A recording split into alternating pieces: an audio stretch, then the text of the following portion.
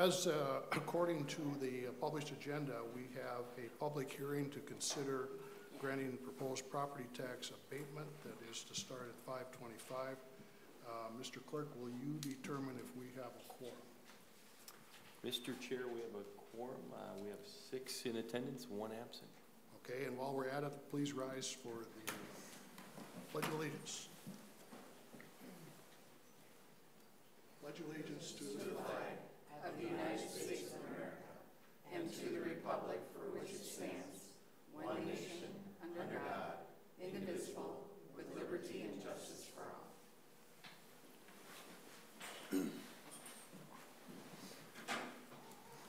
And we'll start by accepting a motion to consider this item.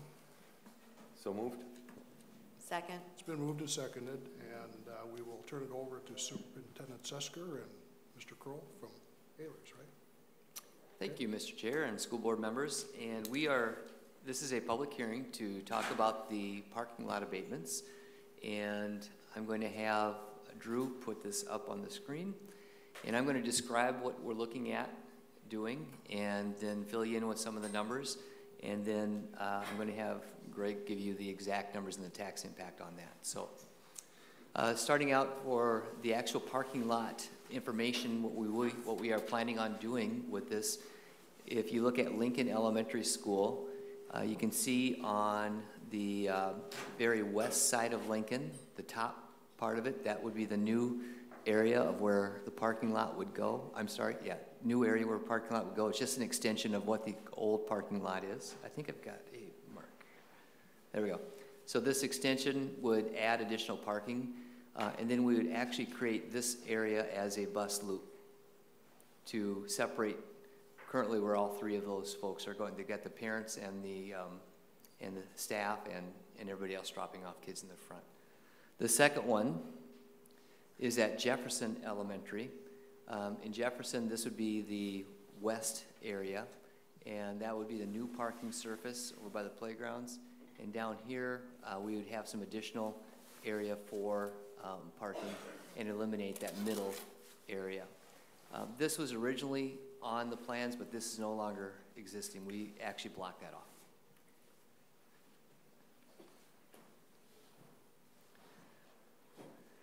We're also looking at resurfacing the lot at Bruce Smith Field. That is our responsibility. And then also replacing the lot at the facilities building that we have over by the west part of town.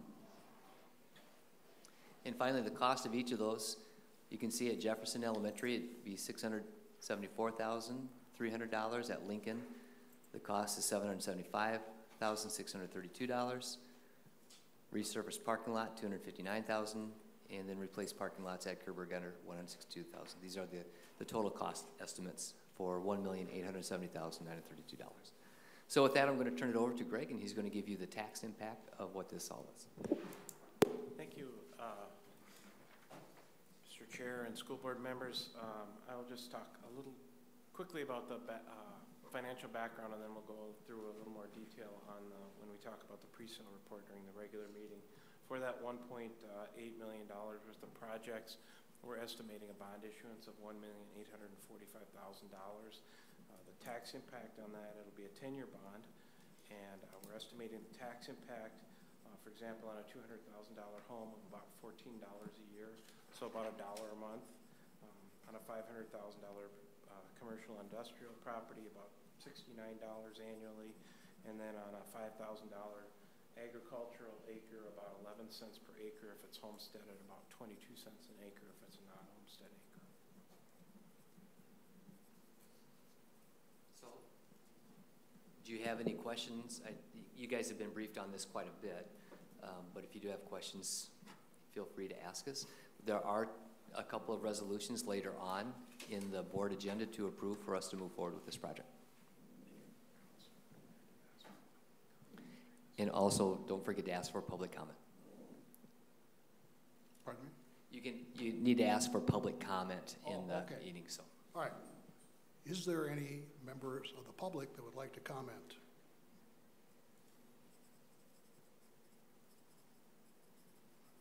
Okay. just to clarify, this is a board-approved levy, and the reason we don't do this for lots of other things is it's very restricted for parking lot improvements and not much else. That's correct. For school districts, it's limited to parking lot or parking ramp construction or renovation. Okay. Sole purpose. And that's probably in recognition of the fact that these are expensive projects and districts have a hard time coming up with funds to do this, and so that's why we're allowed to do this. Okay, thank you. Any comments from board members? Todd, my only question is, do we need any special permits from the city other than just a building permit, or are we okay because it's already on our property and stuff like that? Yeah, we've already had our first meeting with the city, and we're going through all the nuances of what we need to, just to make sure that we have for our permits, but there will be probably some permits that are involved in some of the larger projects. I'd just like to say thank you. Some of this stuff is long overdue, and they're crazy safety hazards at a couple of district buildings, so thank you. That's the only comment I also wanted to make, that at Lincoln and Jefferson, these improvements are not just to improve parking lots, but will resolve pretty significant safety concerns that the Facilities Committee looked at last year that have long been safety concerns. And are the principals and the staff of the school happy with the plans that, in terms of where the buses will go and when the parkings move? Yeah, they are, and we involved quite a few people in the decision-making process, and as you said, this is purely a safety issue. Okay, any further comments, questions? Is this an action item or a resolution, or is this just for information? This is for information. There'll be an action item later on in the agenda. Okay, thank you.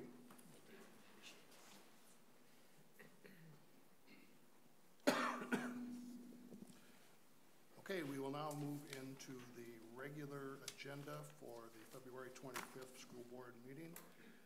We've called the meeting to order. We've done the Pledge of Allegiance, and we will now look at approval of the agenda. Is there a motion to consider the agenda? So moved. Second. It's been moved and seconded. Any discussion? Hearing none, all those in favor signify by saying aye. Aye. Opposed, same sign. Motion carries. Community comment. Anybody care to comment on anything from the community? Okay, thank you. Moving on to recognition, awards, and presentations. We have the dance team, the Emeralds, here.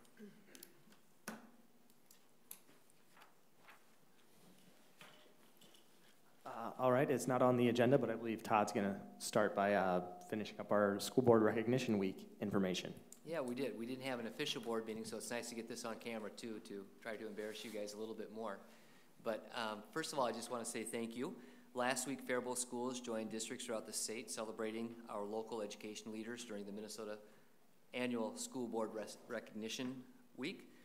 Last week was designated to recognize a contribution made by Minnesota school board members, including ours here in 656.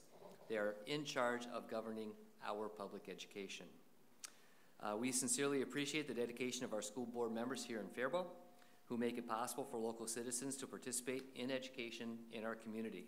We salute them for their commitment and civic responsibility that make the public school system in our community possible. Congratulations, school board members. I know that a few of you were there to be recognized last week, and now I'm going to recognize all 7 of you tonight. John Bellingham, Carolyn Treadway, Courtney Cavalier, Yvette Marthaler, Chad Wolf, Jason Engbrecht, and Chairman John Curry. So please join us by saying thank you and congratulations to the board.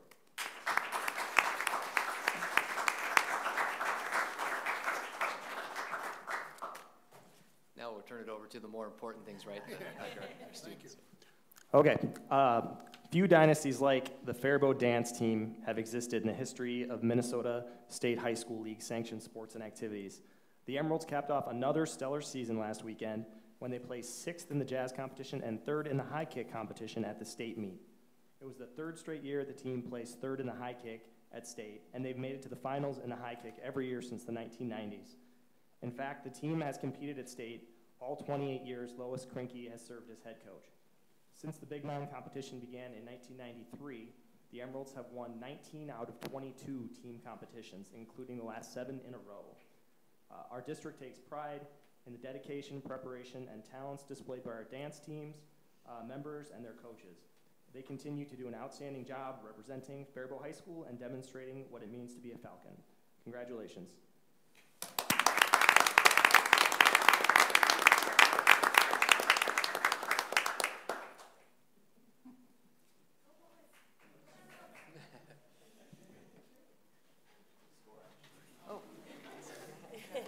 Congratulations. Good job. Great job.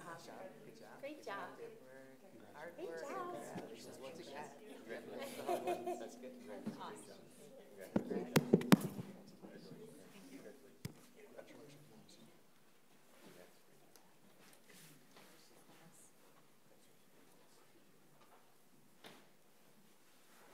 And Lauren got late notice on this. Did Lauren make it or not? I don't see her here. Well, we can read you a couple sentences about Lauren anyway. Lauren McDonough showed she's got a bright future in gymnastics by qualifying for the state meet as a freshman this year, with a 4th place finish in the balance beam at the section meet in Waconia. During the season, she regularly led the team in the all-around competition. Saturday in Minneapolis, Lauren placed 41st at state with a score of 8.5. We look forward to Lauren's continued success as a member of the Faribault gymnastics team, and congratulations to Lauren.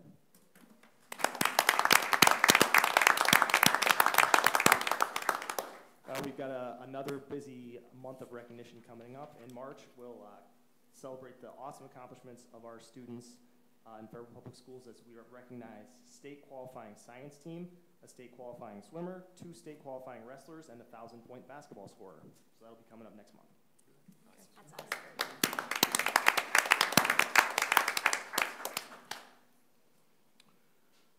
Moving on to item 5, the consent agenda. These are approved by one motion unless a board member requests separate action. Is there a motion to consider the consent agenda? So moved.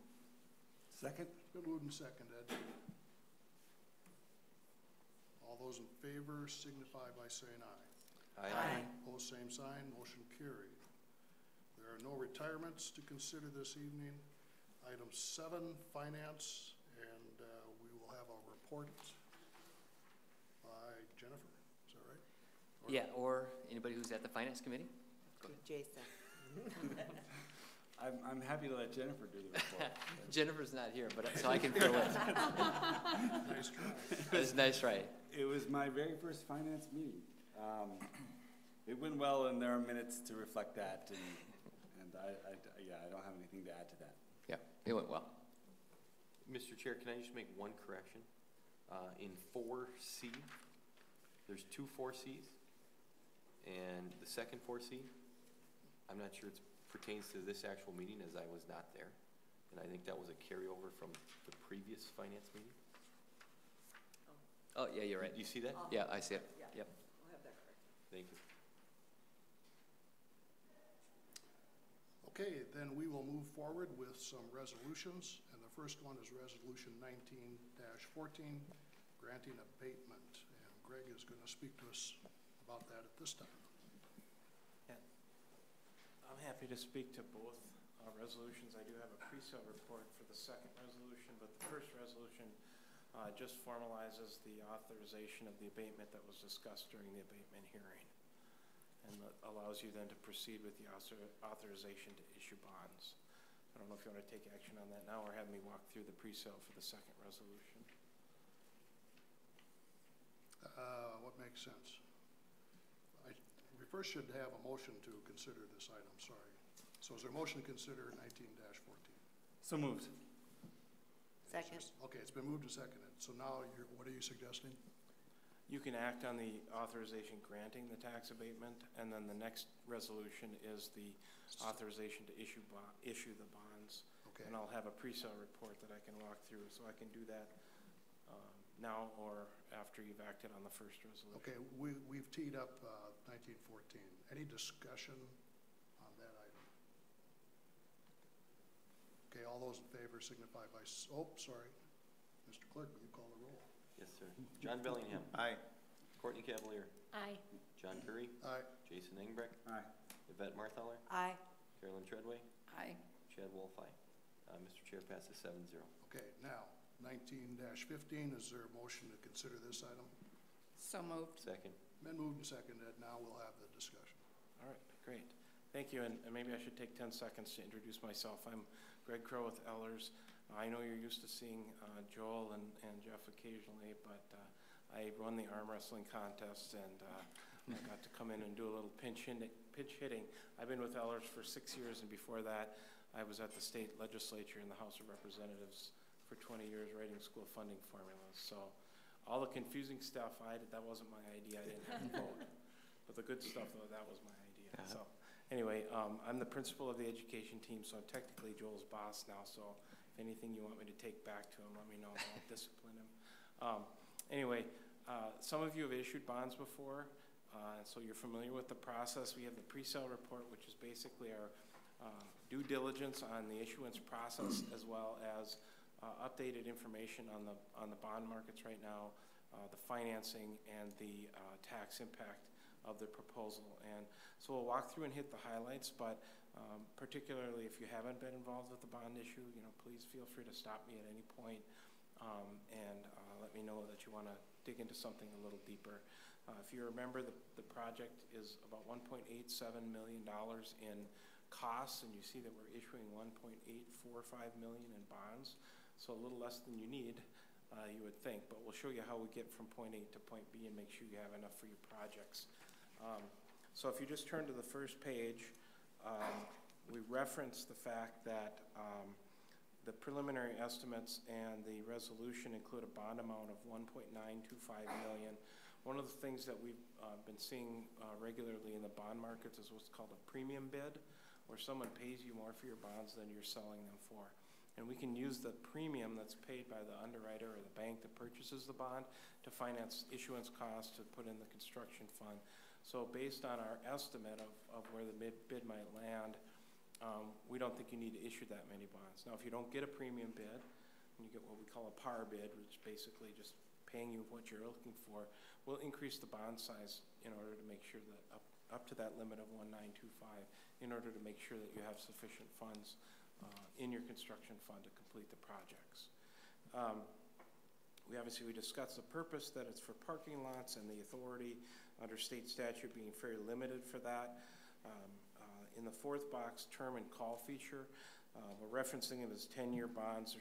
They're technically 10 years and 10 months long. And the other important piece in that box is that the bonds are being offered without the option of prior redemption. And what that means is you can't refinance them. When we sell them, you'll just have those on your books for the 10 years until they're paid off. The reason for that is if you do shorter calls, you typically pay an interest rate penalty, because the banks want to know, the underwriters want to know that they're going to be able to hold those bonds for a certain amount of time. And typically it's about 7 or 8 years. And so then once you get out, and if we made the last 2 maturities callable, it would be a relatively small amount of principal that wouldn't generate much savings, even if we could get a better interest rate. So that we eliminate the risk factor of having a call provision that might add a slight premium to your interest costs. We are deeming these bank qualified, and that's if you issue less than 10 million in bonds during a calendar year. You could they can be designated as bank qualified, which can get you a lower interest rate out in the market. So that means if you have any debt that comes up for the rest of the calendar year, you'll need to limit it to about $2 million or $8.1 million in this calendar year in order to maintain the bank qualification provision. There's a mention of credit enhancement, which I'm sure you've heard of. Basically, that's the provision where the state guarantees your bonds. They'll pay your payments if you fail to.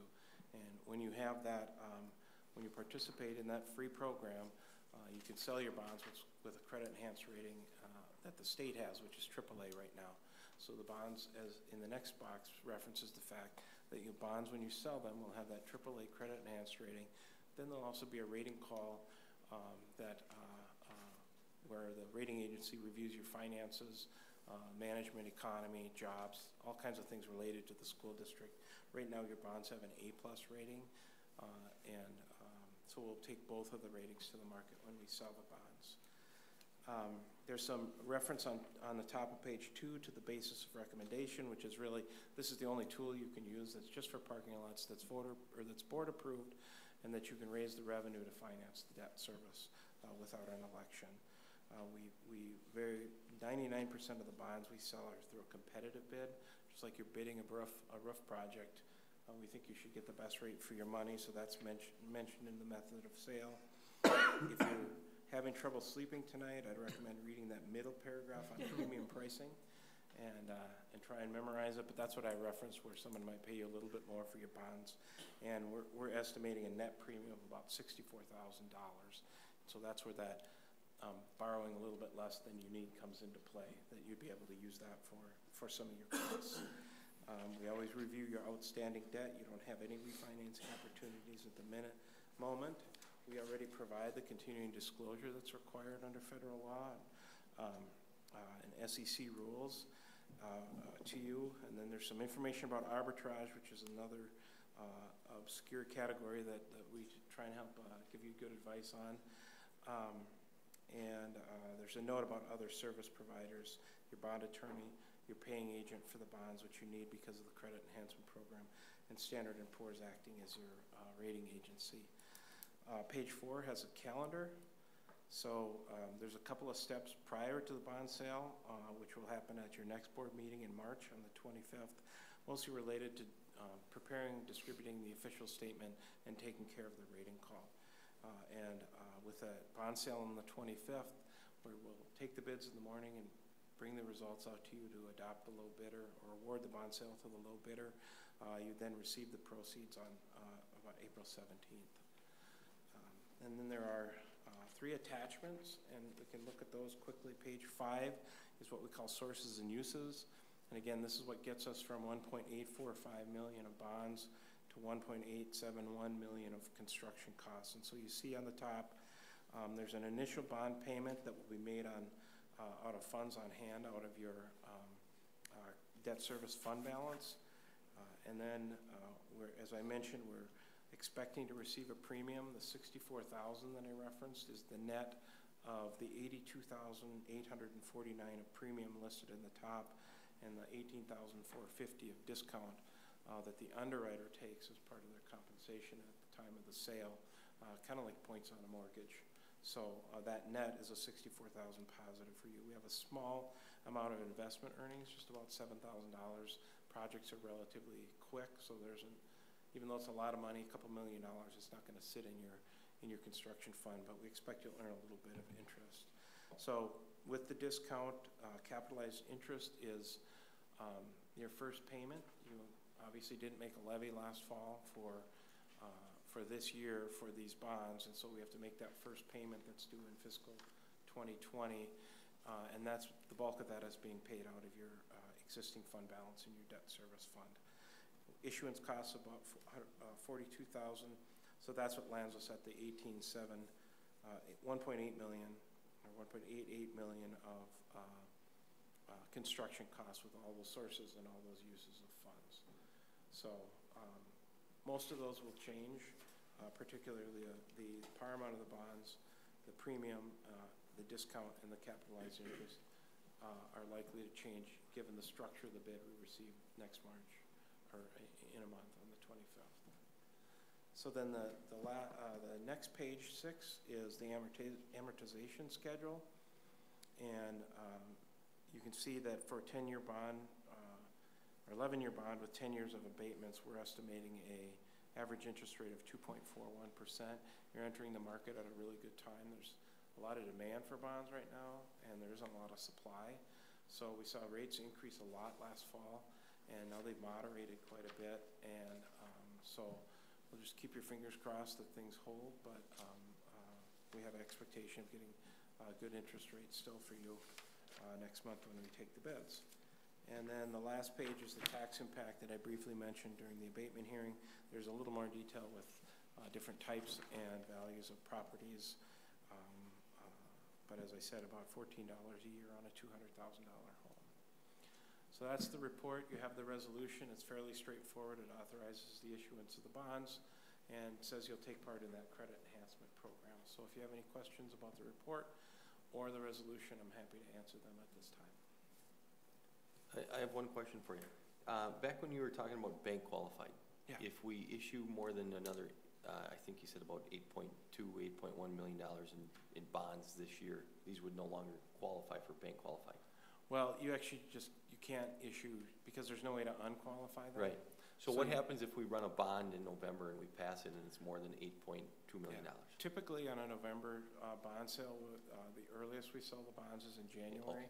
So shouldn't be an issue. And if you do want to issue a portion, just to get started, we do occasionally split issues that are voter approved and get, you know, a certain amount, so you could sell $8 million in December. But that's a pretty quick process to get through from a November election because of the calling for the bonds and then a month later taking the bids. And so most typically those are January and February sales. Thank you.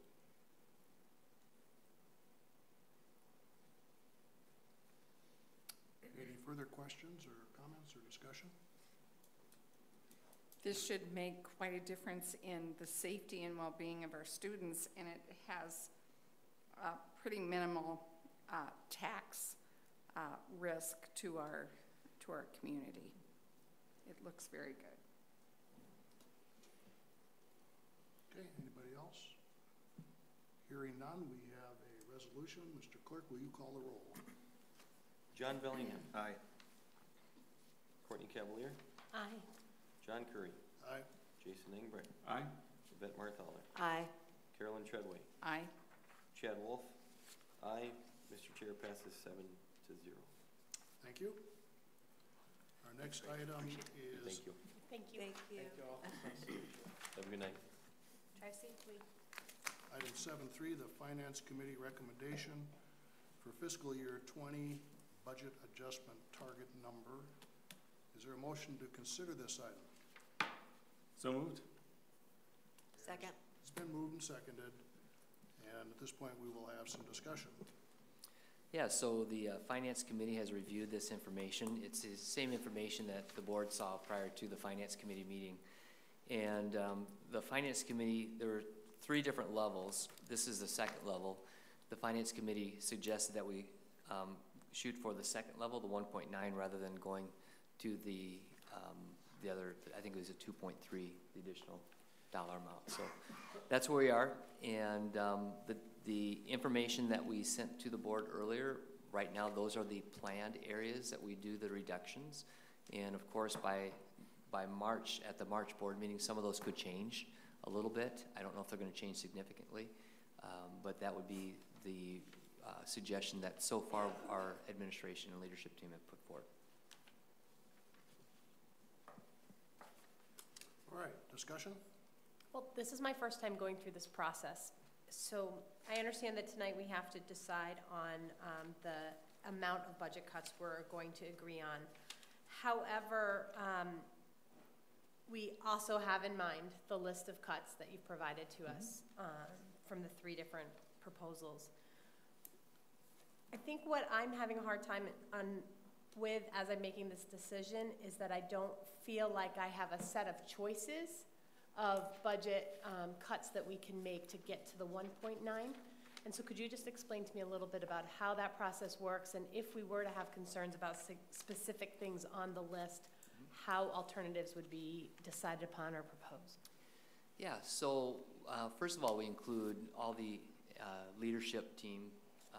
The principals have been really involved in this whole process. So we do have a lot of good feedback from the team with regard where these reductions are. One of the things that we look at when we are making, and I would say these are pretty large cuts, a good significant number of cuts that we're making, is we want to try to minimize the amount of apprehension, the amount of people that would be notified saying that your job might be in jeopardy, things like that. So that's always in there too. So whenever you give alternatives, then you automatically raise that bar a little bit. So we could come back and give you 6 or 7 more suggestions of where those reductions are. And then we would have to talk to those staff members and let them know that your job could be in jeopardy.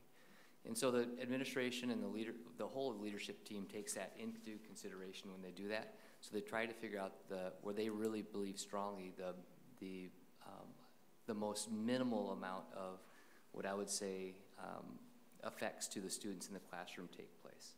And so that's where we look at all those different aspects is trying to figure out where we can really neutralize that. And then we give you those lists of those 3 tiers.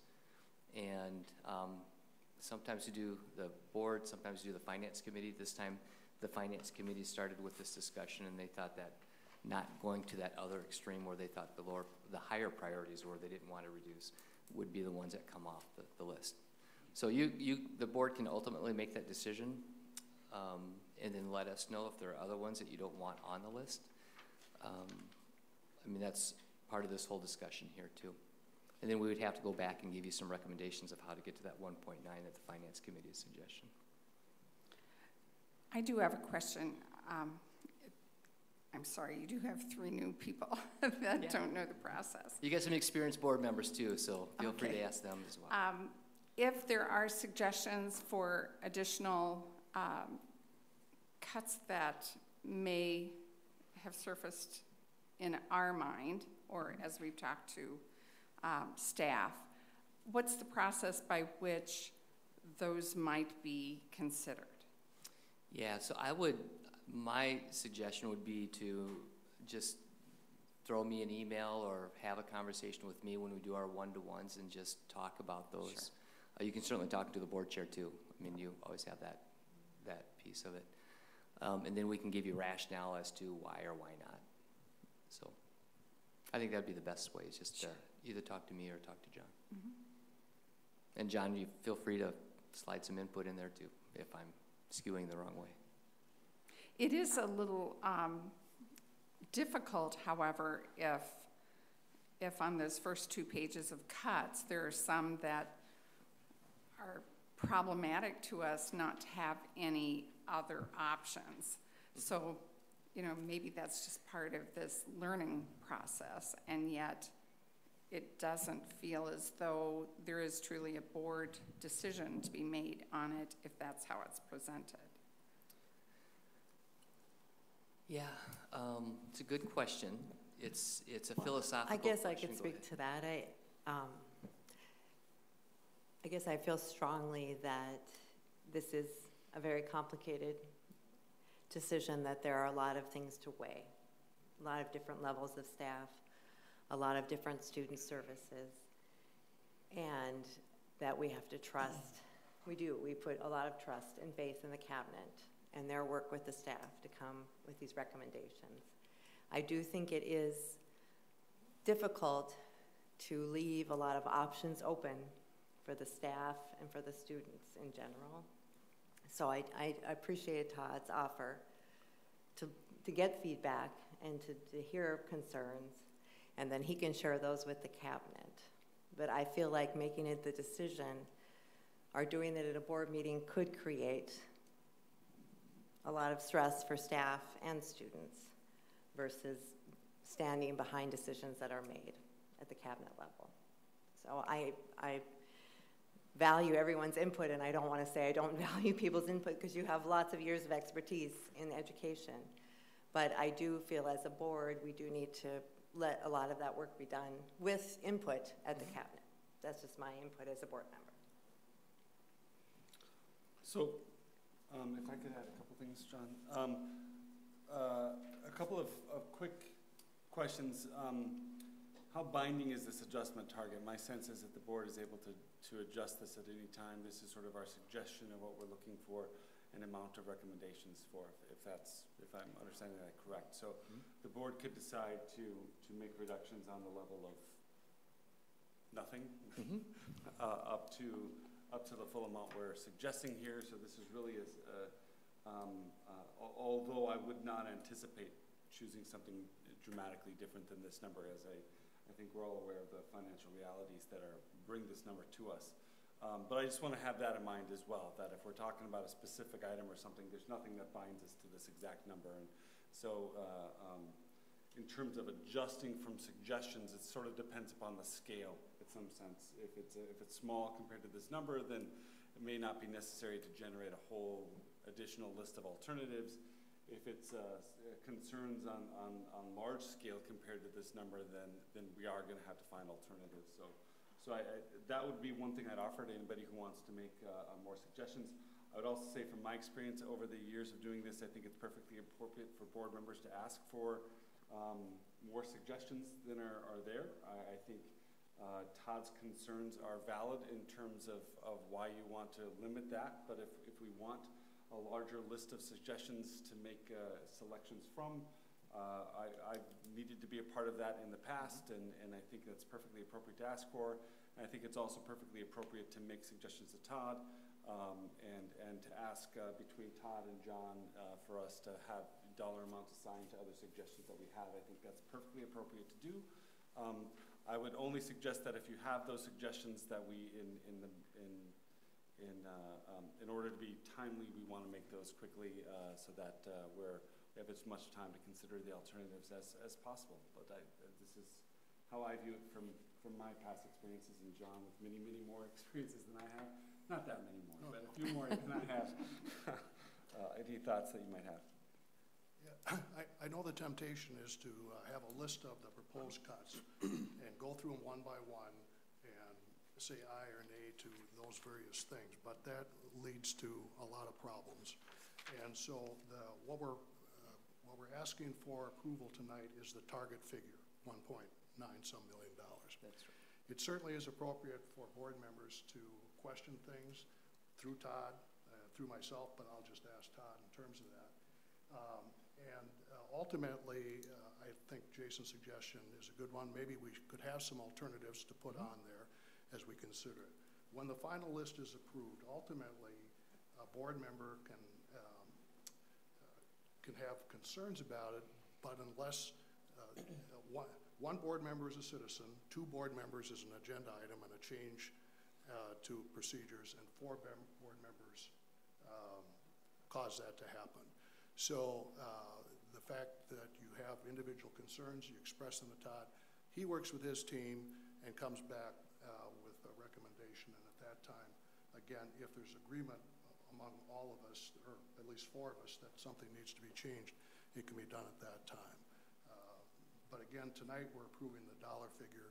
We're looking for input. This is not easy, and if we take away the discretion and the work of the cabinet and principals and all the people that have worked on this, we are treading into some micromanagement, which we don't want to do. So, other comments, questions? No, they've answered mine. Todd, can I just ask a question on from a financial piece? If we do approve the 1.9 and change, how much are we still deficit spending next year, or are we break even? No, it's about 350,000. Yep. So based on the projections of those kids. Minus some change in enrollment or minus some change in funding at the state level, there's likely to be additional cuts for the following year. In the future. That's for correct. The following year. Yep. Okay. Thank you.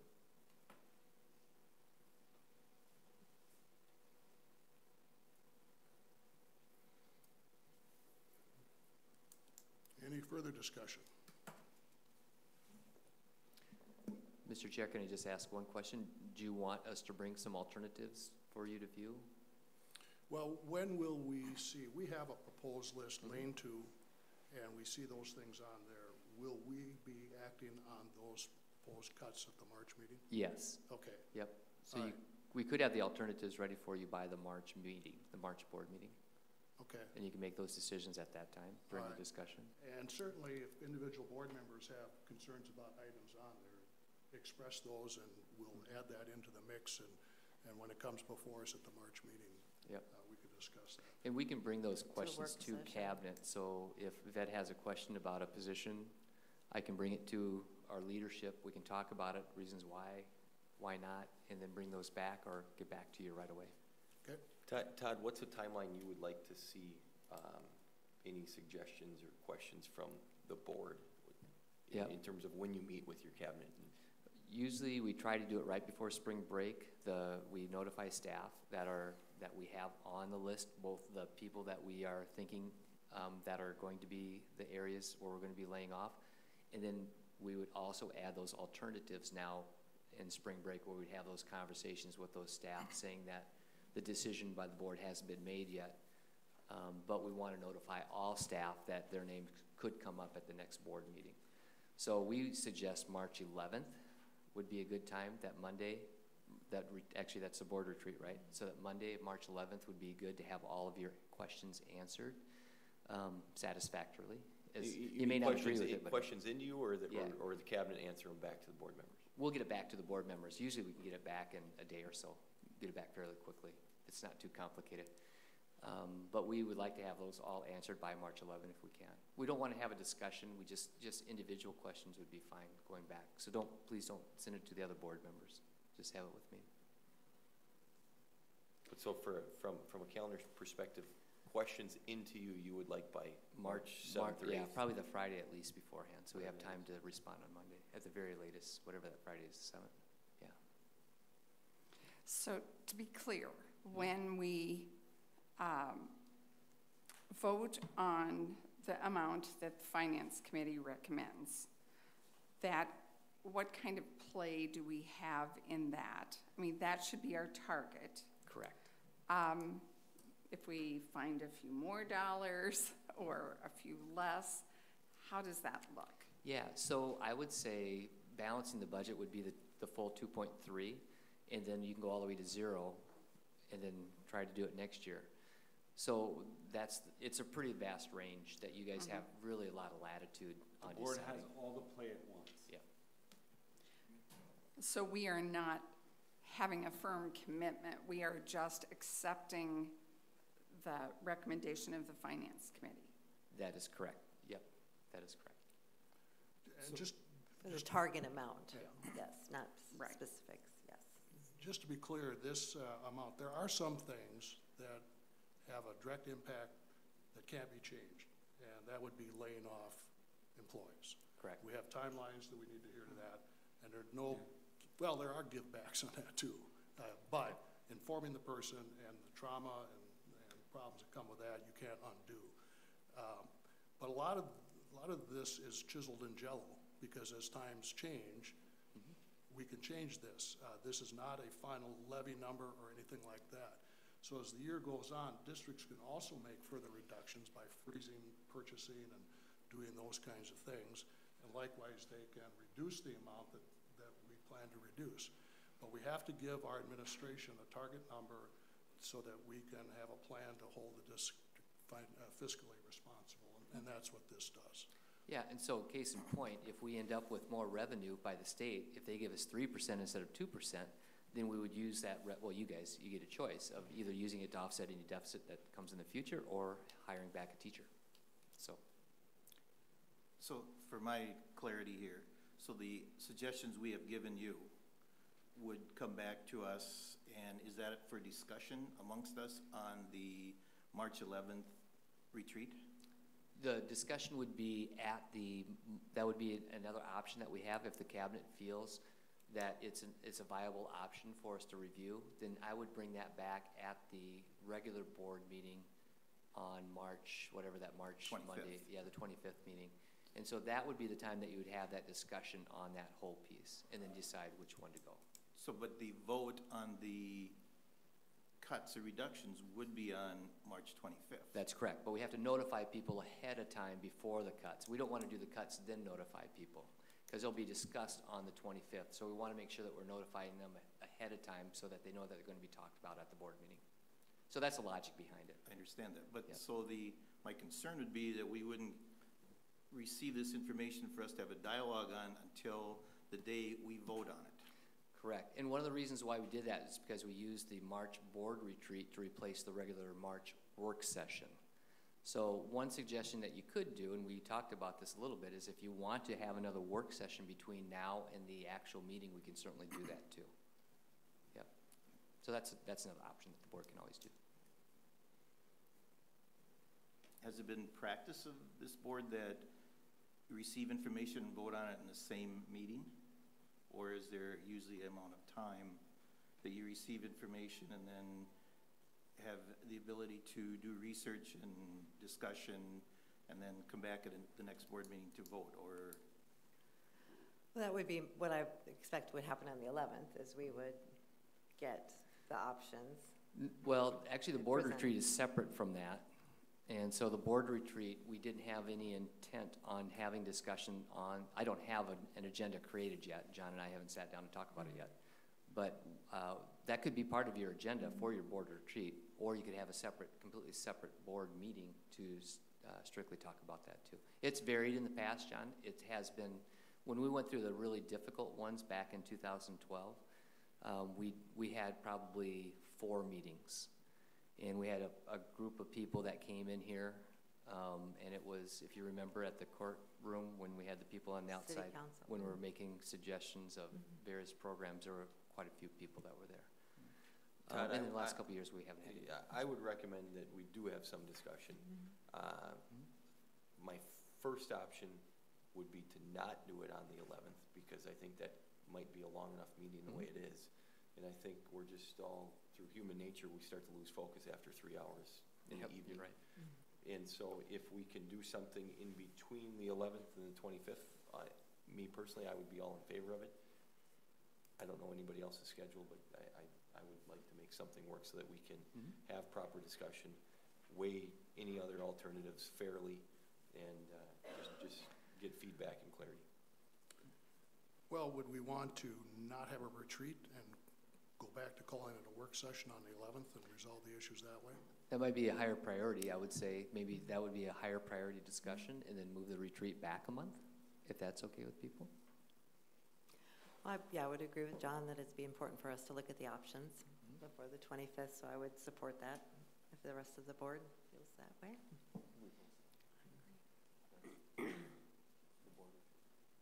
So we're in good shape. We haven't posted anything different. Okay, so then let me summarize what I think we're hearing. If individual board members have concerns, we have a list of the things that are in lane 2 now. If you have concerns about those items or you want additions to that, we'll see some possibilities for that. Communicate to Todd. You can talk to me as well, and I'll share them with Todd. So, but I would appreciate hearing what you're concerned about as well. Todd will take those things and work with the team that put together this list and have them review those things and put together a list of reductions that meet the 1.9 million. And we will look at those we'll get them a day or so or a couple days ahead of the now work session on the 11th. And we will spend our time working primarily on that. Yeah, I just want to just put the heads up that when you start talking about these, we're going to have to be notifying staff a week earlier than what we normally do, and that will be something that we have to do. So we need to know quickly what your questions are. So give me an example. If we have so if we have, for example, the if somebody, I don't know, if one of the options is to I hate to say this publicly, but you asked. Just think of a really hypothetical. Really hypothetical. If it happens to be that one of the board members. Choose the robotics coach as an example. Okay, there we go. Okay, there you go. Thanks, Jason. So suppose one of the suggestions is to cut the robotics program. Then I would have to notify Jason ahead of time to say that we're going to be talking about you at the board meeting. You can make connections if you're talking about 5th grade or 4th grade or math or music or any of those other programs, and people want to come in here and listen to it, which is fine. There's nothing wrong with that. But we will have to let folks know if it happens to be part of those categories that those will be talked about at the board meeting. But if we decide to cut 2.0 FTEs at our K-12 Kennedy school that very few people know about, will you go to that school and identify individuals and say you're one of those 2.0? You aren't going that far. We're not going that far. Okay. But we will eventually, after we have the discussion of where you guys are going to make that final decision, based on the discussion on March 11th, Nicole will go through the whole list of all the staff, find the people who are going to be affected, and then those principals will have to figure out who they need to talk to. Or Nicole will actually figure it out for them, who they need to talk to. You just need to know that there's going to be some rough. Has this list been disseminated to staff? Yeah, it's been public, yeah. Okay, so it's already been out there. So it's already been out there, yep. Okay. And in all reality, with attrition in a district this size, it could be that there aren't any unrequested layoffs, and instead it has more of an impact on principals and scheduling and courses and those things than it might have on individuals. I would agree, yeah, I would agree. Okay, are we kind of clear? Yes, thank you. Does it sound fair? And then we'll get back to you on an April board retreat. We'll reschedule that later, if that works out. Todd, can you just make sure that the building leadership teams are in attendance for that March 11th? So if we have questions, we can actually ask them specifically about programming and how it may impact them and things of that nature. You bet. Thank you. Okay, anything else? This is an action item, and again, the action is the reduction of $1,928,780 as the budget adjustment target. Yep. Any further discussion? All those in favor signify by saying aye. Okay, do we have to, Did anybody we have to motion make for a that? motion? We did. I'm sorry. Jason Nevette. Oh, that's right. I didn't do anything. Okay, did I hear? I didn't make a motion. I think it was Yvette, yeah. Okay, we'll go again. All those in favor signify by saying aye. Aye. Opposed, same sign. Motion carried 7-0. The fiscal year 19-20 long-term facilities maintenance expenditure plan. This is an action item. Is there a motion to consider this? So moved. Second. It's been moved and seconded. Are we going to hear from Dane? Is he out plowing snow? Kane, you want to help out here a little bit with this? Put you on the spot here. Jennifer was signed up to do this one, but she's stuck in the snow. Our facility committee, I'll start, Kane, and if you can fill in the blanks, that would be great. Facility committee met, and we talked about the long-term maintenance projects. This is new funding that we received over the last couple of years, and we just want to make sure that the board sees what the plan is and also what the projects entail. And again, this is a little difficult because sometimes priorities change, especially in Kane's world. So these are the general assumptions that we're going to be using we call it LTFM dollars for. And Kane's done a great job of really organizing it, estimating the cost, and staying on budget with these. These are already built in the budget. This does not take away general fund dollars. We can't use this for any offset on the cuts. It doesn't work that way. Well, there's a minimal, I guess. There's a small part we could use. But for the most part, you really can't use any of these dollars to help offset any of the projected reductions that we're looking at. So these are strictly bricks and mortar deferred maintenance projects that we're looking at. So Kane's here to explain anything that you have or any questions that you have with any of these projects, because he can do a much better job of that than I can. Yeah, any questions? Additional snow plows? I wish. Snowplow replacements. Kane, I don't have any questions because I sit on the facilities committee with you, but I just wanted to say thank you for all the detailed work that as you went through each item with us in the committee meeting last week. Was that last week? So I appreciate that. I am curious, what is an FMS penthouse? It's Faribault Middle School penthouse. Our air handlers. What's sit on penthouse? I don't know what that is. It's just a room on our roof that our air handlers sit in. Oh, where that, Yeah, we call it a penthouse. I thought, I figured that. I was pretty sure it Sounds- wasn't I think it gilded sounds and a lot gold. more luxurious than it is. Yeah, no TVs or couches. I was afraid of that. Okay. That was a report. Now, let's see. Action item. Is there, I'll move approval. okay, Second. We already have a motion, right? Chad and Jeff. we already did? Yep. Okay, so let's vote, Take unless that there's away. more discussion. All those in favor signify by saying aye. Aye. Opposed, same sign. Motion carried, 7-0. Thank you, and thank you again, Kane, for that. Thanks, Kane. It's really good work that he's doing. And enrollment report?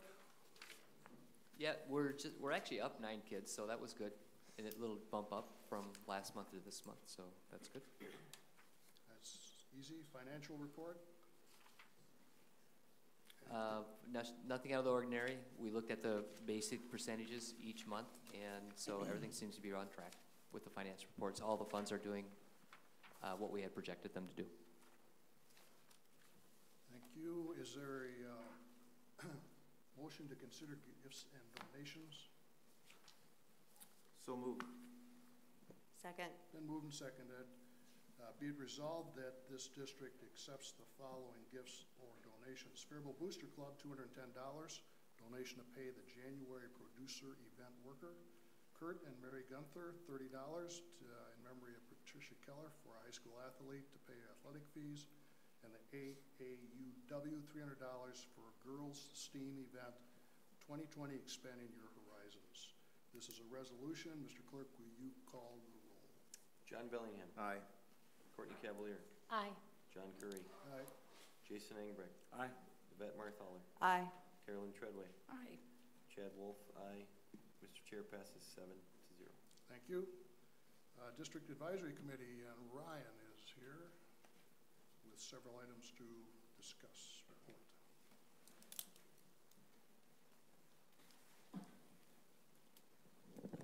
Good evening.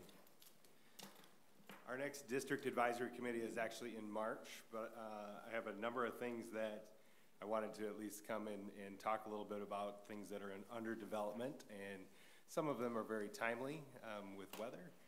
And so I'm going to talk through a couple of things, and I think down on the agenda there's a couple of agenda items that are for the calendar. So I'm going to talk through a couple of those.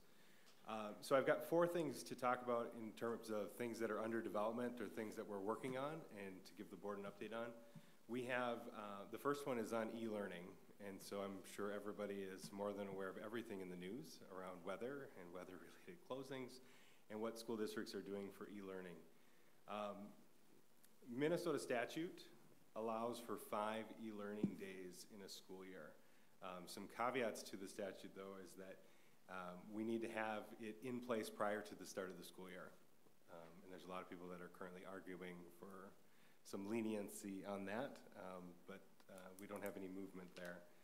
And then the plan should be developed by teachers and meet the needs of students in e-learning depending on their level, so secondary and elementary. We have, as a cabinet, talked about e-learning, and then we met together with the FEA and talked about the process of developing a plan.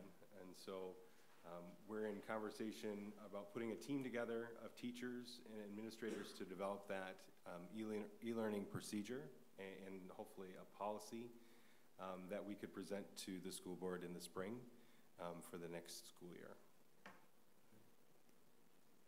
Any questions about e-learning or? So are you saying that the work you're presently doing in development would impact the next school year? It would impact the next school year. We talked a little bit potentially of trying to do maybe a pilot with this year, but those would not count towards student contact days.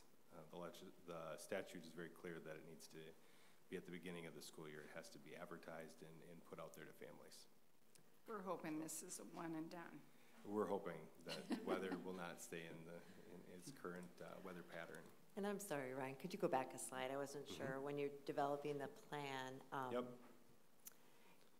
I do think it's a good idea. I don't know, somehow to get community members involved, and maybe you're going to bring it to the curriculum committee. Yeah, ultimately we'll try to bring it to the district advisory committee, and so that parents have some input on it as well. We could also survey the community a little bit further. It's very different in school districts, for instance, with elementary versus secondary. Secondary, a lot of them are taking advantage of things like Schoology, and so students have access to that electronic platform. Elementary doesn't necessarily look like that, and so we have to work through some of the logistics around that, and so parent input will be a huge piece. And I'll just go back to John's common point with this. In developing this, it'd be great to look at if it's other communities with similar demographics have had this type of plan in place, and if it's been successful. Absolutely. Thank you. I know there are local area schools that are going through a pilot this year. Yep. will you be accessing information from them to learn, for instance, what their student collective grade point impact is during these e-learning days? Yeah, currently we've reached out to a number of school districts. So I've reached out to Northfield and some of the surrounding school districts around here, and then also to Shakopee Public Schools, my prior district, of what they're doing around e-learning, what were some of the procedures they put in place, and then everybody's currently gathering what the impact is right now. Okay. So for these current days. Because I have some of the same questions that Yvette has. How does it impact a district with our unique student needs? Right, how do we guarantee access for all? Absolutely. And one of the things, one of the hurdles that we have to have is that students have access to teachers during those days, whether that's through email or voicemail or telephone, but they have to have the ability to be in contact with a teaching staff. So. And these days, if approved, count as student days and staff days? Correct. Yep, they would count up to 5 days. I was visiting with a parent of another district, and his third grader had, I think he said 45 minutes of work, and the neighbor who has a middle school student had 11 hours of work. Yep. Because it seemed like each teacher of each of the 7 periods assigned an hour's worth of work. Yes. So yep. There's some things that need to be worked through. There are definitely some pieces there. The electronic platform has lent itself to them very much following the school hours, where the elementary has gone more towards a matrice or a grid that kids work on, with not as much check and balance there. So there's a lot to look at. And reality is the value these days, the value of an e-learning day needs to compare to the value of the 6th day in June that everybody's making up, right. Because there was no other way to do it. So right. I think this is a good project for us to work on, and I hope that you present us with something to improve next fall. Absolutely. Ryan, I appreciate the limit of 5 days on this. As we were hitting our, I believe, 10th day, yes. It occurred to me that no matter what those e-learning days were, that we were not going to be making up 10 days worth of student learning in that. I wouldn't want this to replace this hopefully unique school year. Once it got to a certain number of days, it just occurred to me we were just going to have to make up some days. We were not going to replace it with e-learning or anything else. Hopefully very unique. That's right. There aren't going to be any next year. I have it on good authority. So go ahead. I think we have to consider how we ensure the best learning happens versus avoidance of makeup days. Correct. And I recognize the disruption it creates to have makeup days to families, and yet I also think in a school we need to balance the effect it has on learning. As a parent of 2 children who have been out for 10 days, 10 days. I do think it's incredibly important for us to get parent feedback. I can imagine many of these days it would have been quite difficult for me to wrangle my children and get any amount of e-learning done. And then there would have been other days where I would have been really happy to have had something meaningful to do with them. But I wouldn't have wanted them to fall behind and to have a stacked up pile of homework and e-learning days to make up. Right.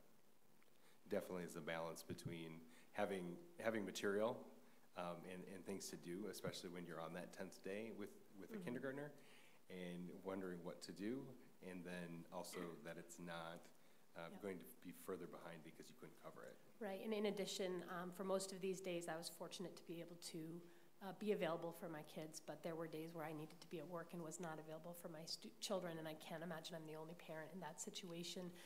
So when parents are depending on other people or daycares to take care of their kids while they're out from school, it's also probably difficult for them to do that kind of work. Absolutely. So that leads me into my second yeah, good luck with this one. Bullet point. Oh no, it's a great problem and project for us. Good segue. Exactly. It leads us into the current school year, calendar changes or adjustments. And further down on the agenda, you did get a copy of a proposed calendar for 18-19 or adjustments to that. Just to cover the statute, requires that schools have a minimum of 165 school days. And in addition to that, there's a required number of hours of instruction. And so with our kindergarten students, we need to have 850 hours. Our grades 1 through 6, 935 hours. In grade 7, they need to have 1,020 hours. Where we currently stand, and this I will say is from Friday, so that was before today, but when this got put to board book, where we currently were, you can see we have a column for the required, a column for current days, required hours, and then current hours. You can see that within the hours, the last column, we still have a little bit of room. We have a little bit longer school day, and so we're still within the parameters of the number of instructional hours required. You can see in grades 7 through 12 that we're approaching that number quickly. But where we're behind is the number of student contact days. We have 159, now 158 as of today, days on our calendar for elementary, and we have 160 now for grades 7 through 12. Okay?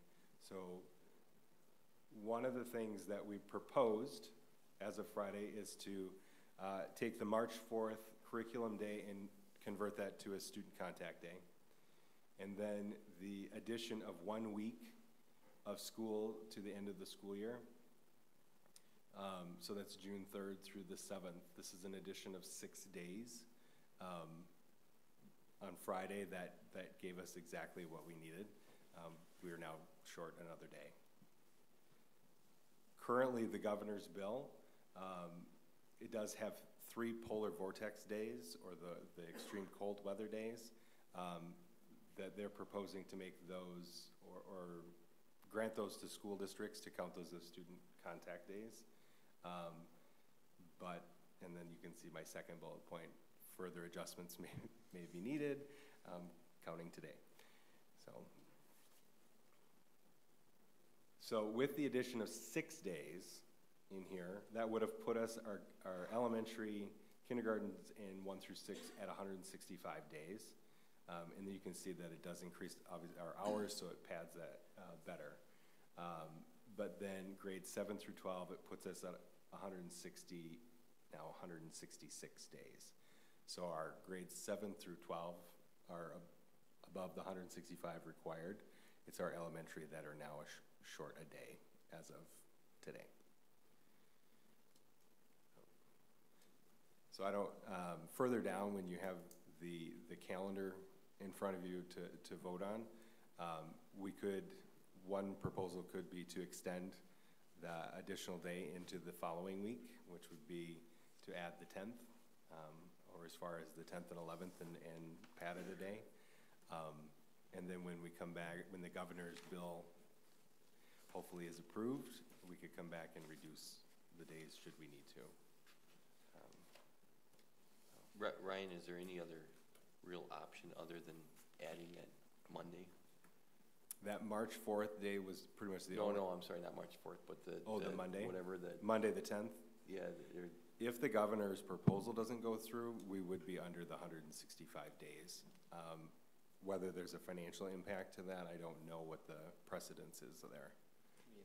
Is your question, is there another curriculum? The other option would be to reduce spring break, yes. Yeah.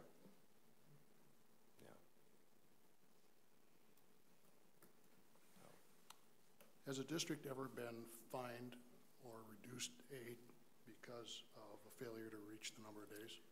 According to MDE, the answer to that is no. Okay. And did I see that the superintendent or district can be fined $10? Did you see that? I didn't see that, but I don't doubt that's true. So, if there was ever a chance for us to contact the legislators, we know they don't decide anything until the weekend before the 3rd Monday in May when they're forced to, or June, May. Mm-hmm. They wait till everything. There's no reason why they can't decide, given the fact there's probably 335 school districts in the state that are in the same situation and have to make plans, and for them to not be able to get together and decide something just is unacceptable. So I encourage people to contact their legislators and tell them this time anyway, let's do something in a timely fashion. Any other comments? No more for me. And it's just February. Yep. And it's just February. Okay, Okay. the Africa trip. So the third one, hopefully better topic to talk about. So some outreach for us. Myself and two other colleagues, one from St. Olaf College and another one from the University of Minnesota, are exploring a Minnesota Djibouti partnership to enhance cultural relevant teaching skills of educators serving Somali and other refugee background students. So this was something that was proposed to the cabinet in the fall about an outreach piece, a teacher exchange program in order to increase our cultural responsiveness within the district. We're, and I'm gonna go through a few different slides and talk a little bit about a location. And the location we're going to, I actually leave on Friday with these two colleagues to explore the possibility of not only the teacher exchange, but the bringing back of some of this culture to our community and try to bridge that gap that we have within our teachers understanding where our students were coming from and what are some of the things that they've had to deal with and go through in order to better serve them. Okay. So what the group is doing is they're exploring a country that has a Somali ethnic homeland, and so Djibouti was one of them that was explored, and we're moving forward with this. Djibouti is in the Horn of Africa, and you can see on the picture up here, it is the teeny tiny little country right here between the Red Sea and the Gulf of Aden. And here's a little bit bigger picture. Djibouti is located, you can see it's at the mouth of the Indian Ocean, and it's a strategic position in terms of what's there for us in terms of services. So an overview of the country, it's quite small. The population is about 1 million people. They speak French, Arabic, Somali, and Afar. In the country itself, from a safety standpoint, it's a level 1 safety piece. So one of the things that as we were exploring a teacher exchange and exploring the possibility of a cultural exchange with another country, specifically a country with a Somali population, was finding a country that also we could send teachers to or send students to. In students, I mean in college students. Okay? That would be a safe location for us to go to. One of the reasons that it's at level 1 security is it has the largest American military base in Africa. And so there's actually 3 different military bases there. There's an American military base, there's a French military base, and there's a Chinese military base. So it's a hub within that area of the world. Another reason that we're looking at Djibouti is their government's commitment to education and educating all, and then their commitment to their healthcare and health system. They have adopted new law in terms of students having access to education, and so for us to have an ability to visit and have a chance to interact with what that education system where our students are coming from, what experiences did they have prior to coming to the United States. And then you can see they're reaching out in terms of training as well. How do they train teachers, and how are they getting teachers both within the refugee camps, but then also we're going to within the Djibouti education system. And then Djibouti itself has one of the largest refugee camps. I'm going to actually go to this slide first. They host about 27,000, almost 28,000 refugees. 17,000 of them are within 2 camps that are close to where we'll be visiting. Right? Within that, the vast majority of the Djibouti population is Somali. And Djibouti has a tradition of hosting refugees over the span of the last 40 years. They've maintained that open door policy, and again, having their law that all can be educated. So everybody who is there, whether they're a refugee or they are Djiboutian, that they are educating all. And then many of the students, recent arrivals in Minnesota and Faribault, come from the refugee camps outside of Djibouti, or Djibouti City.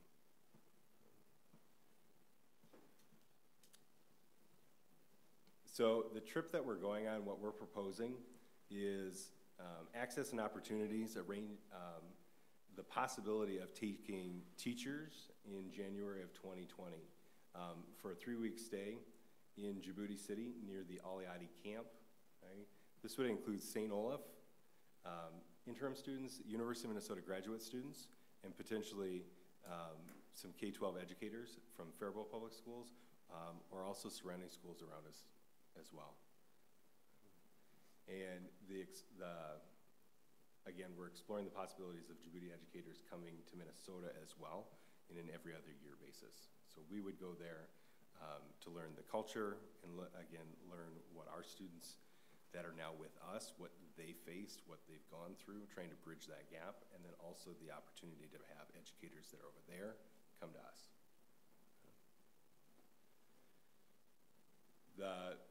As I mentioned, there's 3 institutions that are going. It's the Faribault Public Schools, University of Minnesota, and St. Olaf College. And we'll be meeting with the Djiboutian Education Ministry, Djibouti City Schools, refugee camps, University of Djibouti. And we'll be discussing educational service, exchange goals, teaching within the refugee camps, observations of that, and then a big component of it will be to see what would it be like to bring a group of people over, okay? What are the logistics around that? Is it something that we can do? And then the overall big picture, Minnesota has the largest population of Somali diaspora population in the world. But we also have a big lack of teachers that have an understanding of that culture and have an understanding of again, what students have gone through before they come here. This would be the first program of its kind to do an exchange program like this. And right now, again, it's in the beginning stages of exploring, is it possible? Is it something that we can do to try and bridge that gap? When we look at our population and we have 25% of our students of Black, and many of them of the Somali culture. Okay, and how do we better make that connection? It's a quick version. Sorry. Do you anticipate that teachers from around Minnesota would join the program, or that the teachers would be solely Faribault Public Schools, that this would grow into something? The priority would be to get teachers from Faribault Public Schools there. The University of Minnesota in St. Olaf has also reached out to Minneapolis Public Schools, both Worthington and Wilmer. So a number of areas that would be open to it as well. We're currently looking for funding for that, so it would be grant funding, so school districts would not have that cost. But what are the logistics around taking somebody out for 3 weeks to take them to that kind of experience? So I see you have a component of train the trainer after you come back. Correct. How many individuals will that, how will that train the trainer program look? And how will it affect all the teachers throughout Faribault Public Schools? So it could look at a number of different ways. It's very much in the developing stages of what that could look like. But from a cultural responsiveness piece, it could be based on level. It also could be based K-12, or I would say early childhood through adult. And that could look anywhere from trainings that those teachers with that experience could come back and share that experience with them. And some of it could be pushing into the classroom and helping teachers with that engagement, helping teachers with how to work with students that have come from an experience like that. So there's a wide range in terms of what we could do. It also opens the door with outreach to both St. Olaf and the University of Minnesota, and hopefully where we can take advantage of some of those resources and have them come in to work with our teachers. So to understand, you will go this first year, and then how often will a teacher return? The proposal is to do, start in January of 2021, and then it's in every other year. So it would be 2021, then 2023, with sending students and teachers from Minnesota over. And then on the opposite year, the 2022, 2024, would be to bring teachers from Djibouti, the refugee camp in particular, to the United States and to work with our teachers. Both for them to get an experience, the exchange part, that they have an opportunity to see where students are going to, but then also for an opportunity for them to work with our teachers here to help bridge some of that cultural piece. Well, there's two things. I have had the pleasure of working with some newcomer students from Djibouti, and I observed, because of their previous education, they are French speakers as well. I mean, they are trilingual usually. Yep.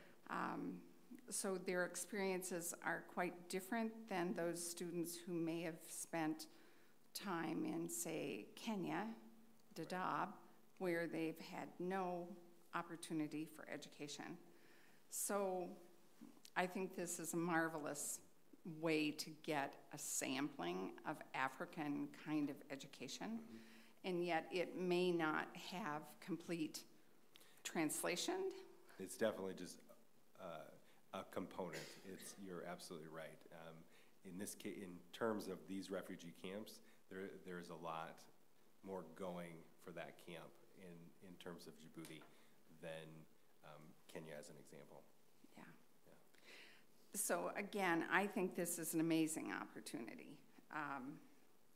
And yet, I believe it should be a component of a larger equity initiative in the district. I really think we'd see some real movement on how our students all succeed if we really doubled down on something even on a domestic level around equity.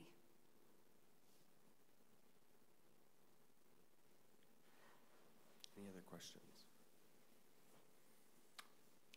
How big would you expect the group would be in 2021?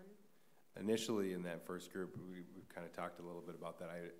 The hope would be to have 2 to 4 teachers that would go. Teachers, it's a little bit more of the logistics of how do you come out of the classroom for 3 weeks than it is if you're a college student with a J term, or so starting a little bit smaller in terms of that. It's also something that both St. Olaf and University of Minnesota look at as more fundable in terms of a grant to start with, but then expanding those numbers out if possible. I assume you've talked with people in the district or teachers. Are people interested? This is very, very fledgling stage. Couple people in terms of, but nothing in a large group presentation yet. Okay. So.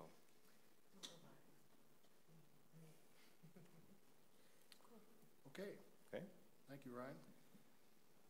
All right, I have one. Oh, you have more? Oh, excuse Got me. another one. Oh, right. Gosh. The next thing I want to talk about is the district dashboard. And I don't know, a lot of districts are moving to this in terms of how do we organize our data, and how do we collect a lot of data, we collect a lot of information, but how do we organize it so that it is readily accessible? Some of our neighboring districts are moving on this right now. A lot of districts within the Twin Cities are moving on this. So one of the things I wanted to report on is kind of our developing stages of putting a dashboard together, both a public level dashboard and an internal piece for our administrators to work on. So as you can see, just to better utilize the data and the things that we collect, this idea of an external and internal, essentially web page, right? That district community members can see on a more up-to-date basis of, where are we at with the enrollment, where are we at with how our students are doing, where are they attending, and we can present that more regularly. And then the internal side of it, to try and, for our administrators and our goals within our buildings, that they can have those data points that are updated on a daily basis. So just to let the board know, we're at the exploring stage. of some different vendors that will integrate with Infinite Campus. Infinite Campus is our student information system. And so to pull that data on a regular basis, we're looking for something that will, either they have experience working with Infinite Campus or even solutions that Infinite Campus has. And so I wanted to give a couple of examples just that people could see. This is an example from a service called Tableau. And this is a principal dashboard. It's a little tiny, but in terms of depending on what your goals are, in this case, they have a session on assessments. This is a standardized test assessment. They have other ones in terms of missing resolution or days in behavior piece. This is an ISS-OSS situation. So a number of data points that could be on an up-to-date basis on a regular, for lack of another word, dashboard, okay, or website internally that it's calculated and pulled out for you regularly, and it isn't me clicking into the system a number of steps in order to find it.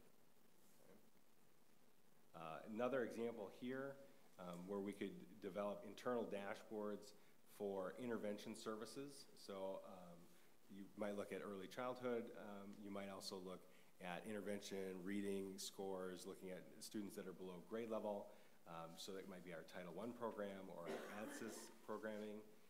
So a dashboard that we could develop for any number of programmings, both building and also drilling down further. And then using, again, some of those, this is another example for a university, but looking at where students are at with assignments, looking at the number, we have Schoology, we have all of this data that we are collecting, and we could be getting up-to-date indicators for us.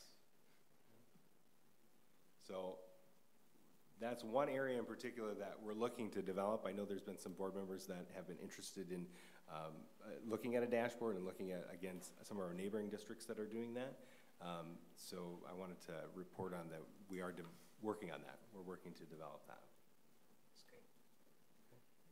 Thank you. I have a question. Yeah.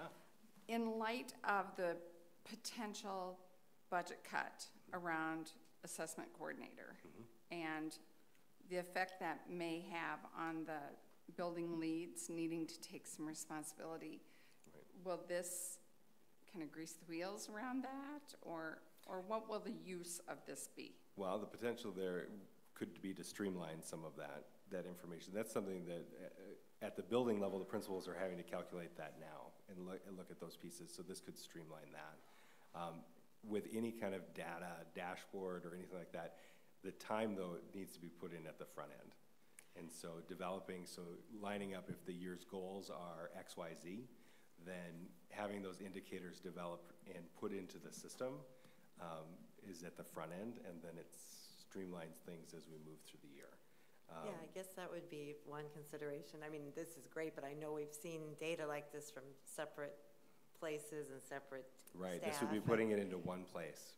Well, and to make that simpler, or to make it not repetitive or doing something over again and repeating that. So I imagine there's a way to integrate all the systems would be And that's great. the key, is to get the systems that will be talking to each other, but it is something to look at in terms of, our data assessment, looking at that data or looking at where we put our data into the system. It will be some front-end time that has to be put into that. And will that be possible with the proposed cut? Yes, it will. It'll probably come on to teaching and learning to part of the setup. Yeah, yes. this is really good. Yeah, it'd be very, very cool. Okay. Thanks, Ryan. Yeah. Are you finished now? Yeah.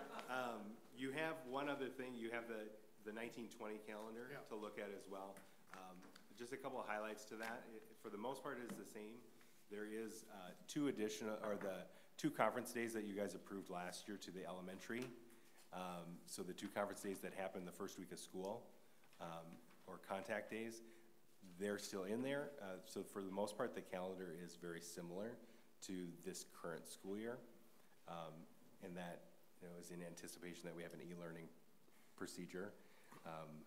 We have 170 secondary days. We have 168 elementary days.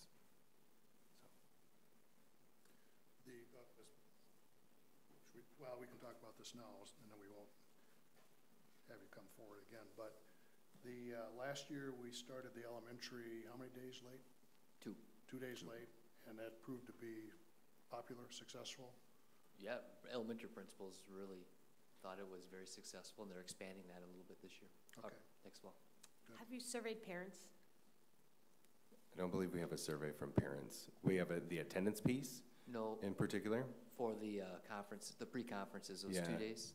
I don't think we have a survey on It's that. just all anecdotal. Yeah. Was the board decision for two-year calendar when you made it last year, or was it for the single year?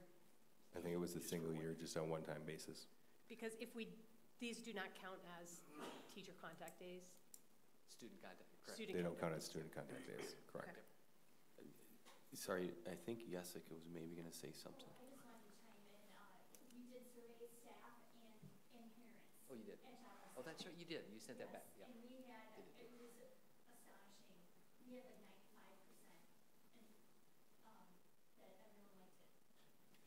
Correct me if I'm wrong, Kids World was not open on those days? I don't believe so at any of the buildings. So no. Remember, that Terry? would be something we could look at, perhaps, Mhm. as an improvement. Yeah, absolutely. I have a question about specifics here. On the calendar that was approved for this year, I'm gonna be a real hit with the seniors at the high school with my questions here. But the last day for seniors was May 29th, Yeah. and now I see in the proposed one, the last day for seniors is May 24th. And even though we're adding 4 or 5 days, Are you on the 18-19 one? yes I am. Says here, May 24th, last day of school, grade 12. And the original one, I just looked up, it was May 29th. Yes, so in the fall this year, they had marked that.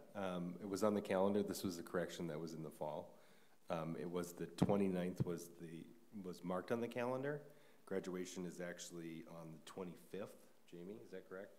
It's on the 26th. 26th, sorry, Sunday the 26th. So this fall, they moved it to the 24th. So that was actually a correction that was prior to the adjustments that you'll vote on tonight. But it wasn't on it's not on the calendar, it's on the website. It should be updated on the website. I'll look I it just up. looked. So anyway, And Ryan, this is showing graduations on June 2nd, right. not the 26th of May.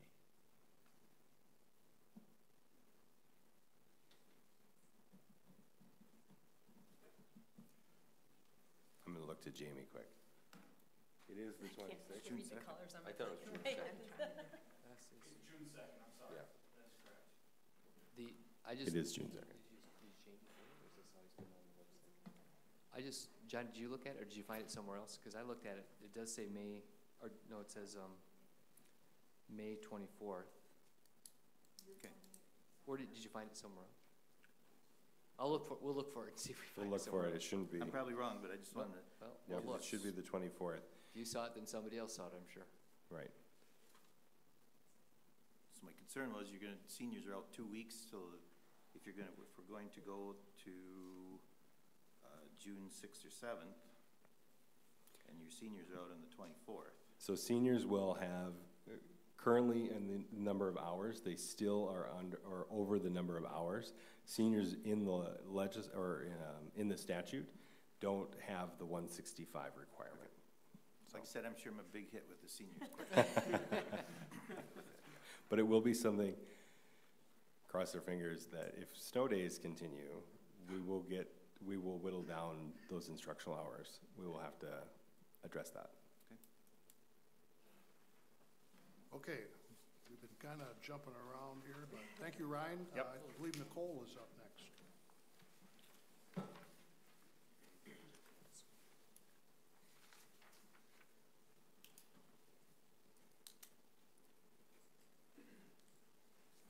Good evening.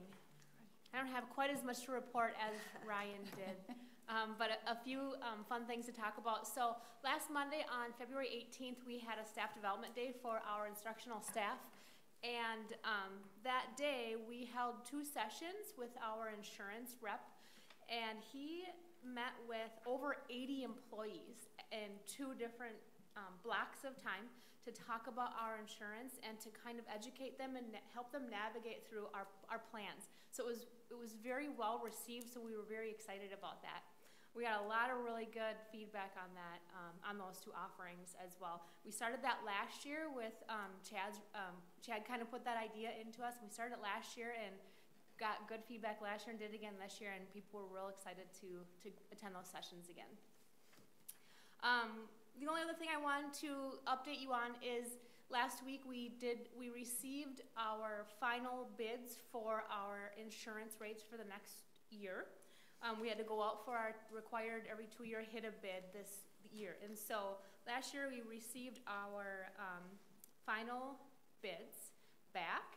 And so on March 6th, our full committee will be meeting again to review the information that we received. Our insurance rep will put it together for us and help us weigh out which ones will benefit our employees the best and so forth, and which will be the most fiscally responsible for our employees and for our district. So our plan is that on March 25th, that Monday when we have a school board meeting, we'll bring it to you for your approval. Any questions? Okay. Thank you. Okay, thank you. Facility Committee, Todd, do you want to report on that? Basically what we covered today was what we covered at the Facility Committee. Okay, that's fair. Other matters, consider approval of Faribault High School Spring Break 2020 field trip to Costa Rica. Action item, is there a motion to consider this item? So moved. Can we do them all at once? Second. All right, it's been moved and seconded. Discussion or any questions? Yeah, just to fill, Barb was going to make it here, but she couldn't make it due to the snow. It's very similar to what we've approved in the past. It's a great activity for the kids. A lot of students, as you all know, really do a lot of international traveling, and this would be another good. We also make sure that with the fundraising and everything else that goes along with it, every child has a chance to go, so we're not eliminating anybody's chance to go if they do the work. Well, I really appreciated all the information. I didn't realize that the board approved things like this. So the board approves international travel or any travel outside of Faribault or usually overnight any travel. Yep. Yes, to answer your question. Like a overnight wrestling tournament or a holiday basketball nothing tournament. by the State High School League. No. Okay. Well, all the information was very helpful, so I appreciate that effort to pull that together. Okay, any further discussion? Hearing none, all those in favor signify by saying aye. Aye. Opposed, same sign, motion carried. Consider approval of employment agreement for Joseph Sage. Is there a motion to consider this? So moved. Second. It's been moved and seconded. Discussion? Earmuffs, Joe. Any discussion? We've already discussed this in previous meetings, correct? Yeah, The position change. The position, correct? Yep. That's right. So just for everybody listening. And this position was posted internally? Yes, correct. And Mr. Sage was selected as the candidate? Yes.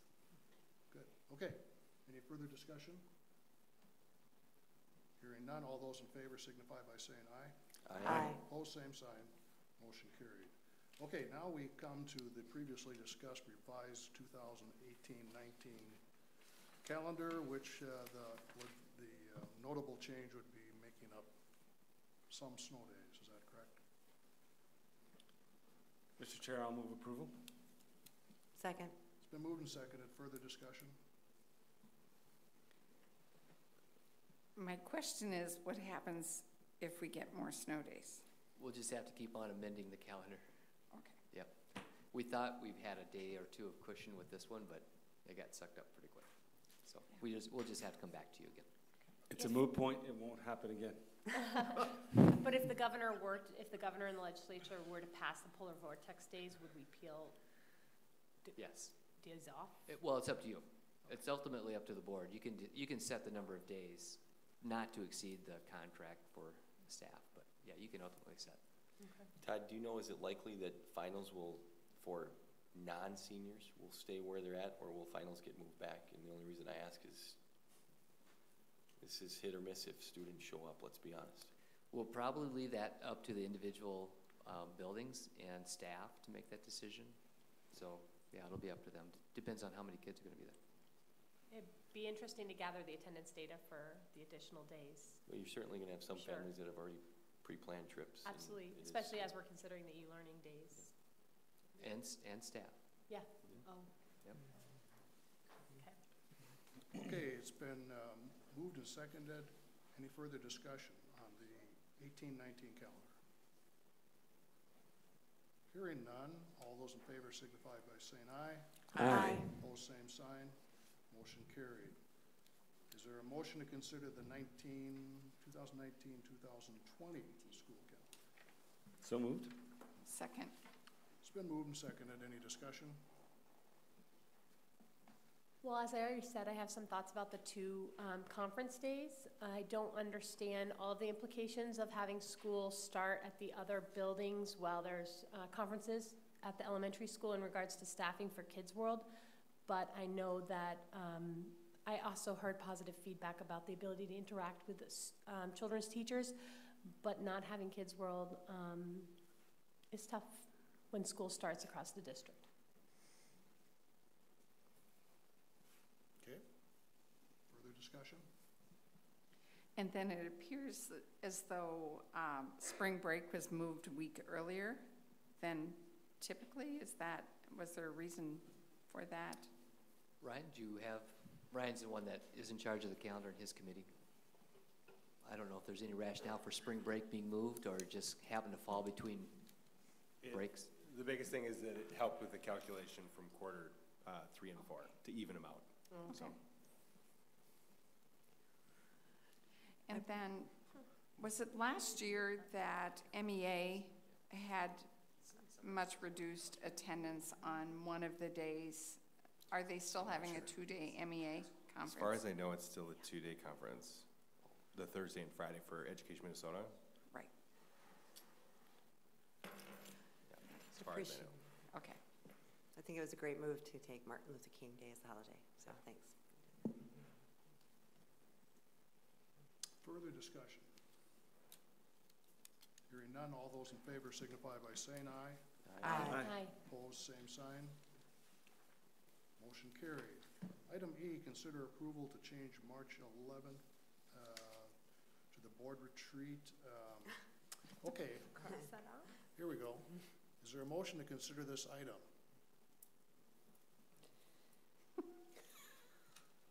Hearing none, we will not consider that item and go forward.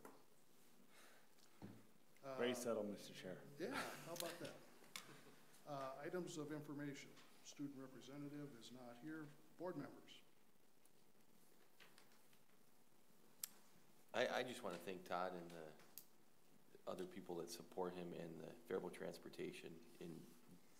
There's no-win situations when you're calling school off, and really nobody else has access to the information they have with how the roads are out in the country. And we certainly had an issue a couple of weeks ago where the storm just stalled over us. Nobody had a clue what was going on in terms of the forecasters. And so Todd and team and the high school team and anybody else who ended up at the high school, making sure that our kids were safe there, Sodexo feeding them, I think whoever else, hats off to all of you. It's, I think the most important thing is kids made it home safely. It's not easy. They're all no-win situations, but it is what it is, and safety is first and foremost, so thank you. I'm just going to mention I had the opportunity to attend the Academy Awards at the high school last Friday. And it really is impressive, and it's just a lot of fun to see students who probably haven't had a lot of opportunities to receive recognition and applause from their fellow students, and lots of supportive kudos from their staff members. So it was a great, thank you for providing that. It was a great day. Did I hear first semester there were 63 failures total? I'm not making this up. I was looking at the 8th grade year, and they're in the same classes as the academy, so we'd be looking at science, social studies, and English. At the end of quarter 2, 62 Ambassador District did. And At the end of semester 1, in those same classes, only 2. Okay. And those 2 were from the same student. Okay. So, I know we had a report not too long ago about the success there, but gosh, we really need to be thankful for the folks working in that program, and it'd be nice to provide an academy experience for every student. So, okay. Mr. Sesker. I just take a quote. I get a lot of great feedback from boards. Another good one. Kudos to Chad for this feedback, and you guys have all heard it. It's all about leadership, right? And you look at the leadership and what has happened over the last couple of years. I'd say kudos to all of our leaders that are out there. They're doing some great things, and that academy is just one example of where that is. The trip that Ryan's going to be making here is going to be outstanding. It's going to be a cultural, rich experience for us, and it's going to be passed on to our staff, and it's just going to be good. So kudos to our staff and our leadership team. They're doing a great job. So I remember that, chat. Leadership, leadership, leadership. I've been busy with snow days, and we've had some long days.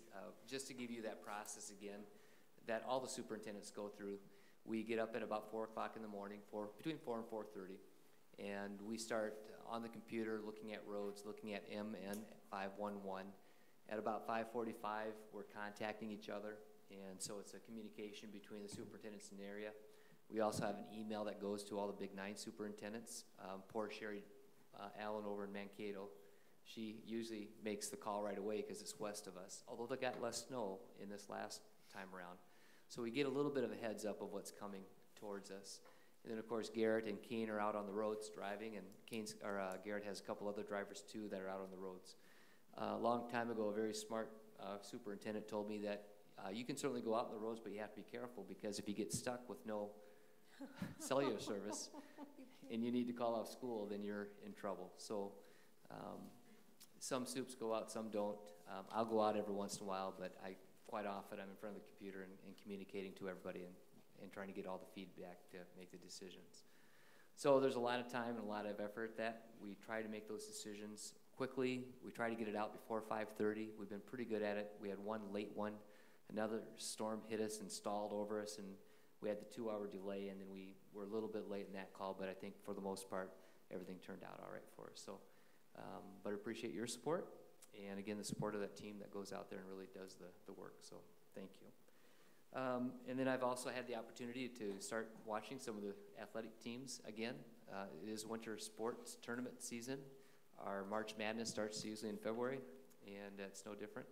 This year we had, as you saw, the great dance team that performed very well, and I was at the girls hockey section last week, and they did a nice job. They finished second in the section. They missed going to the state tournament by 1 game. A lot of great things going on. I know robotics is really starting to kick it up. You sent your robot in, I assume? You got it all wrapped up? And yeah, the robot is wrapped up. We head up to Duluth next week. Head up to Duluth. So good luck to you, Jason. So it's just a lot of fun right now. This whole 2 months it's consuming, but it's a lot of fun to see those kids succeed. So thank you to all the coaches, and thank you to all the kids that are participating in all those activities. So, and that's all I have. Okay, thank you. In the next month, the Insurance Committee, Finance, District Advisory Committee, Policy Committees will all be meeting. Our next workshop session is on March 11th, and the next regular board meeting is on March 25th. Is there a motion to adjourn? So moved. Second. It's been moved and seconded. No, we aren't going to discuss. All those in favor signify by saying aye. Aye. Opposed, same sign.